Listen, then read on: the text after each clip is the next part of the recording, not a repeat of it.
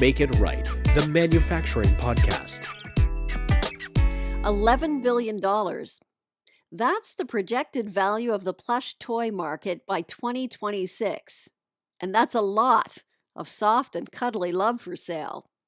This week on the Make It Right podcast, I continue my conversation with Marissa Louie. She's the founder, chief designer, and CEO of Animoodles, a line of specialty plush toys with interchangeable body parts to allow children to create their own unique plush toy. With designers from Disney and Pixar working on the Animoodles collection, it's no surprise there's a whole storyline behind the characters. Here's our conversation. What is involved in actually creating a toy collection? Because you have two collections, which is a combination of six of the different sets of Animoodles. How do you go about figuring out that whole process for what the collection's supposed to have? Yeah, so all of our art team were artists at Disney or Pixar. So, we have artists who work on these big blockbuster films and have worked on films like Coco, Toy Story, Inside Out, WALL-E, Up, Incredibles, Cars, just a whole range of the top animated movies. And because of just that specialization of being some of the best people possible to make characters, our team really knows what they're doing. And so our collections really start out with a process that ranges from including considerations of story. So asking, okay, in this Animoodles world, which region of the world do these Animoodles live in? So we started out in the wild jungle where our story starts, and we meet Miguel Frog, Hazel Sloth, Sophie Elephant, Iris Unicorn, Randy Orangutan, and Brady Lion. So those are the wild jungle Animoodles, and Iris Unicorn came from the Isle of Mythos, and she tumbled into the wild jungle one day. So she's not from there. She's from the land of mythical creatures. And so our collections are dictated by the journey of the Animoodles, because all the Animoodles are on a quest to bring Iris Unicorn back to the Isle of Mythos. The problem is the Isle of Mythos is an island that no one knows where it is. It also floats in the air, and it also moves around, and it also has clouds that help hide where it is. So no one knows where it is. And so all of the Animoodles are bringing Iris Unicorn, on this journey through the lands that they know and the world that they know to try to find where she's from, because she's lost. So the next step on the journey is the wild jungle Animoodles landed in Storytale Forest. And that's the second collection. So there's always a mythical creature. There's always this sense of journey where the Animoodles are going from one place to the next. So the next collection is going to be another place that is a physical place in this Animoodles world. So our collections are really driven by story, and then we get into the details of each character, and each character is inspired by an international culture in the real world, in our Earth.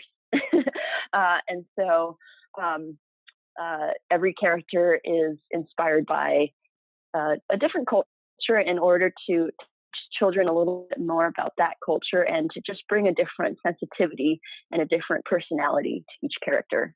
And so it takes cues from the real world, and it maps them to the Animoodles world. And then beyond that, we figure out colors for each animal, and we make sure that there's a nice range of colors in each collection, great expressions, that the Animoodles look different from each other, and that they also fit into the larger collection of all the Animoodles.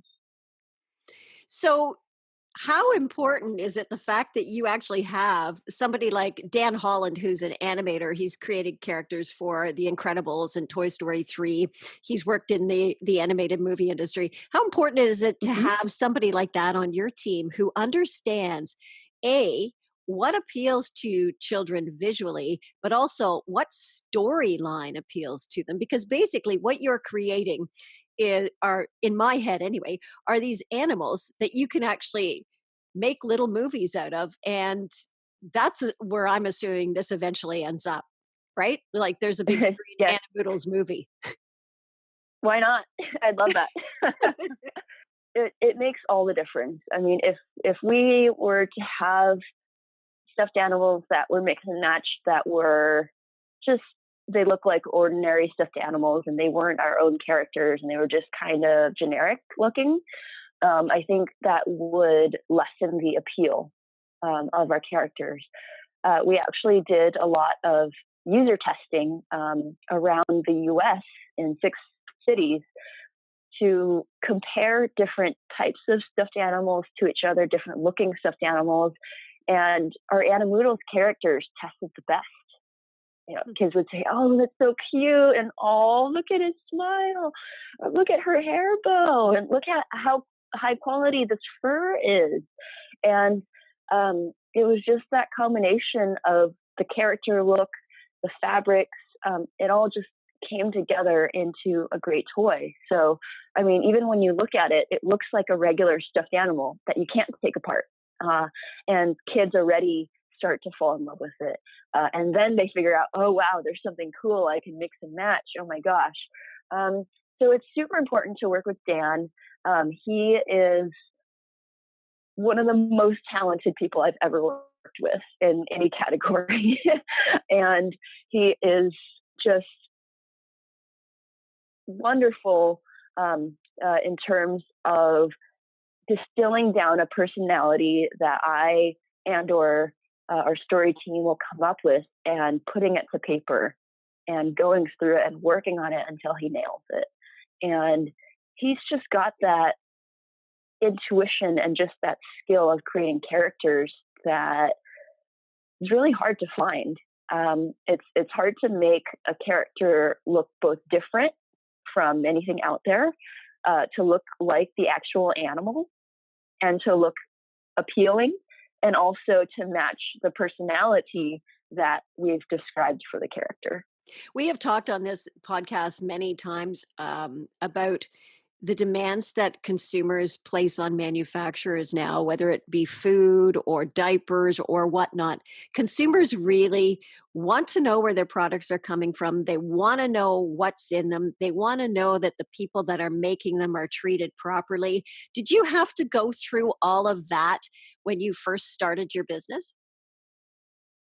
Actually, no.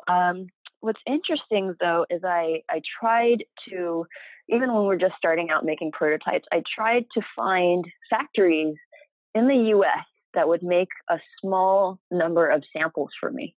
Mm-hmm. And I called all these factories. There were no plush toy factories in the US, first of all. So I turned to factories, and I figured, well, they could take a pattern.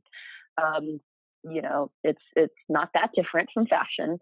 They could take a pattern and take the fur and sew it into a toy. No big deal, right? Doesn't have to be perfect. No big deal. No one would take me on. Wow. Literally no factory. And I called up, a whole directory of factories. And, and it's so siloed that the women's clothing factories wouldn't even touch men's clothing. Like, they wouldn't make orders for men's clothing. So it's very specialized. And so after that, I said, okay, well, we've got to look outside the US. We have to look at international manufacturing, even for making prototypes, even for making samples of like 100 samples. Right. We can't even make that in the US. So is there any difficulty along your supply chain when you have to coordinate the combining of the toy with the packaging to put that finished product in a store? So we, before we launched, we spent many months on producing packaging, different types of packaging. I actually prototyped them myself by taking paperboard and cardboard and using X-Acto knife and gluing together boxes and all different shapes and cylinders and octagons and all sorts of things. And so we went through a very thorough process to arrive at what our packaging would be. So our latest packaging, we decided to decrease the footprint of the packaging to reduce paper waste because we saw that a lot of our customers were just throwing away the box.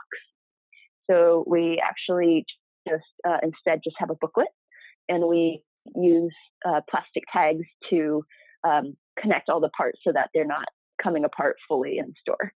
So it's quite simple, but just more similar to how a regular stuffed animal would be merchandised. Okay. So I think we're pretty much out of time, but I want to ask you two things. Do you foresee a movie in the future? I would love that. We've actually been approached by a few studios who wanted us to pitch a story. We're open to any inbound interest, but we've got just this incredible team who is really interested in taking the Animoodles characters and putting it into a new medium, given that that's the forte of all of our art teams. And so, yes, we definitely would love to do that, or to even extend the story beyond just necessarily animated film and into other form factors or other different types of toys, books, etc. So everything's open to us, and it's just a matter of figuring out which thing is next, while also balancing producing our core character line. Yeah. Well, it sounds like it's been a wild ride over the last 4 or 5 years for you. You've also been nominated as a rising star for the Women in Toys Wonder Woman 2019 Awards. I understand they're going to Yes. be handed out at the Toy Fair in New York City in February. So please let us know how you did. And we would love Thank you. to hear that you are the winner. So, Marissa, this has been great to talk to you. Thank you very much. Thank you so much, Janet. It's been a pleasure. Okay. That is Marissa Louie. She is the founder, chief designer, and CEO at Animoodles. And they make plush toys that are attached, where you can take apart the limbs and attach them with real earth or magnets and create these funky little toys of your own design. So that is our show for today. Thank you very much for listening to the Make It Right podcast. I'm Janet Eastman. We'll see you again next time.